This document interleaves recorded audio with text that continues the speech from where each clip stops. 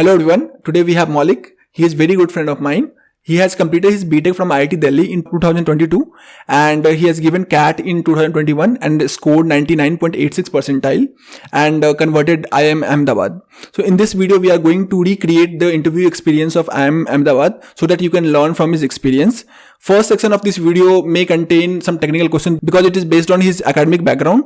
So I have given some timestamps in the description of the video. You can easily navigate to the other sections if you want. Good afternoon, sir. May I come in? Good afternoon. Have a seat. So how are you feeling? Excited. So this is actually my first offline interview. Can you introduce yourself? My name is Maulik and I'm currently pursuing BTech in Engineering Physics from IIT Delhi. I've been always a very curious and a conscious person, so I love to learn and explore new things. As a kid, I learned various musical instruments like piano, guitar, xylophone, and even was involved in various sports. And I continued this in my life at IIT as well. I joined various clubs like drama, dance, music, etc.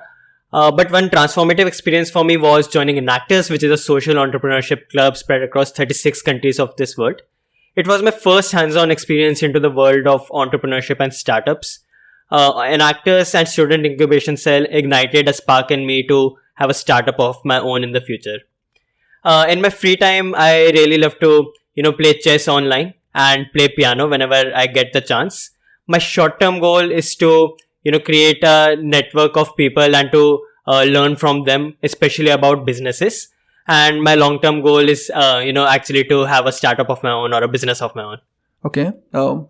Okay, Maulik. So, in which subject you are comfortable in? Yeah. So, I'm comfortable in optics, quantum mechanics, and general theory of relativity. Okay, that's great. So, can you draw a diagram of TIR? Sure. Yeah. Okay. So, in this diagram, as you can see, this is the incident ray, and this is the reflected ray, and I've taken medium 1 as water in my example and medium 2 as air. So this phenomena occurs when a ray is going from a denser medium to a rarer medium, and if it is striking at an angle which is greater than the critical angle, then rather than going into the first medium, it is reflected back into the first medium itself, which is water in this case. Can you explain why does this refracted ray not scatter?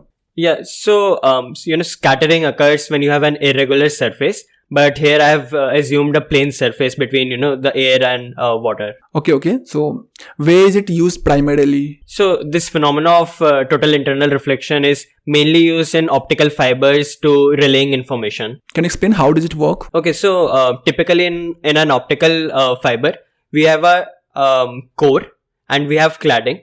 So a cladding is a less dense material and the core is more dense. So a ray is incident into the core, and since it is a higher medium, it is reflected when it meets the interface of the core and cladding, and this reflection continues and the ray keeps on moving forward. Why do we not use mirror instead? Sir, I think that there will be many engineering constraints. So perhaps you might not be able to bend mirrors as easily as you can do with optical fibers, or perhaps there are more losses when we are creating such fibers with mirrors. Okay, so let's assume we can engineer this. Can you think of some other reason?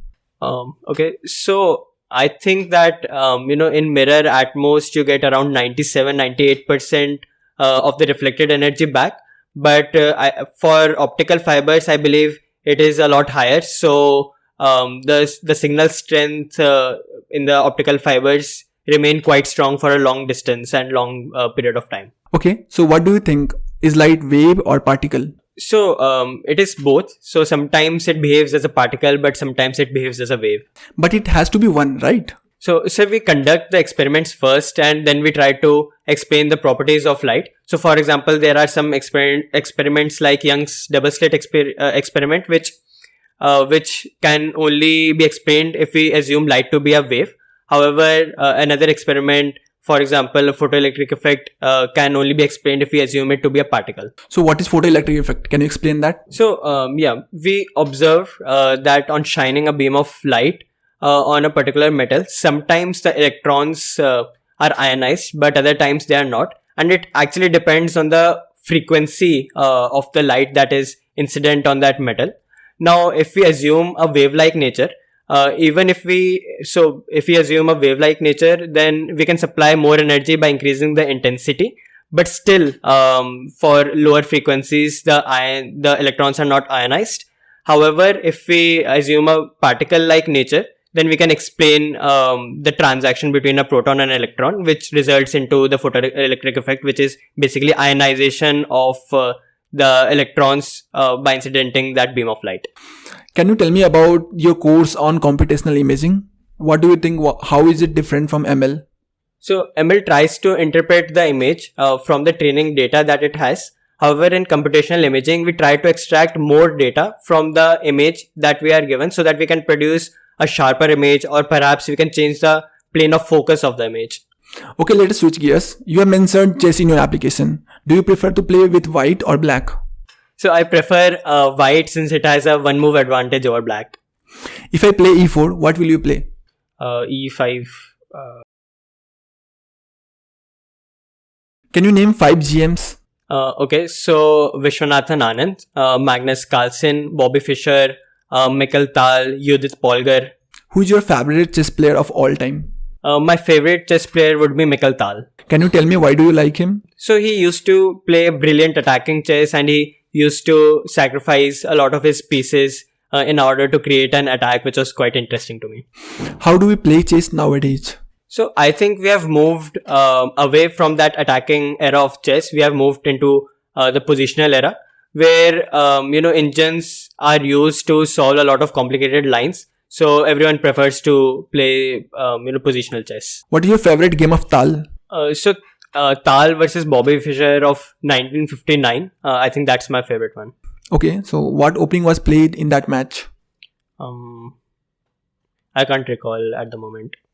Okay, so certain major events are going across the world. How do you think it impacts India? So Russia and Ukraine are at war, and I think that inflation is bound to rise because of that, since we import a lot of oil and the oil prices have been going up. Though I also think that India can actually buy Russian oil since it is available at a cheaper rate.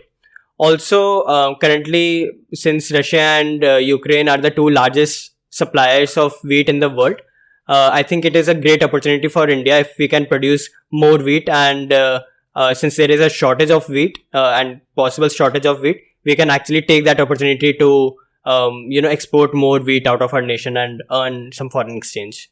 Okay, so do you think that we just buy Russian oils? What do you think about American sanctions? I think India can do it, especially because Russia and China have come together in this invasion, and I think USA would not like to push India towards Russia and China by imposing heavy sanctions on India. Last week, elections results were announced. Can you tell me who won? So, BJP won Uttarakhand, Goa and UP, and Aam Aadmi Party won the Punjab elections. Okay. So, who won how many seats in UP? So, BJP won more than 250 seats, but I do not remember the exact numbers for other parties. I think that UP elections are very essential for national politics, but I found it to be very boring and was much more interested in the elections for Punjab. So how many seats does UP have in general elections? 80, I think. 80? Yes. Okay. So can you tell me which parties were fighting Punjab elections and who were their CM candidates? Yeah. So Aam Aadmi Party won the elections in Punjab, and they won by a big margin of 92 out of 117 seats. Their CM candidate was Bhagwant Mann. For Congress, they won 17 seats, and the CM candidate was Charanjit Singh Channi. BJP and Amrendra Singh were, fighting in an alliance. Then the third party was Shiromani Akali Dal, and the CM candidate for them was Prakash Singh Badal. Okay, that would be it. Have a toffee. Thank you. So should I send the next person in? Not needed. Thank you. Thank you. Thank you for watching this video. I hope this will help you in your interview preparation. If you have any doubt, you can ask me in the comment section. Me and Maulik will try to answer all your queries. So thank you. Bye bye.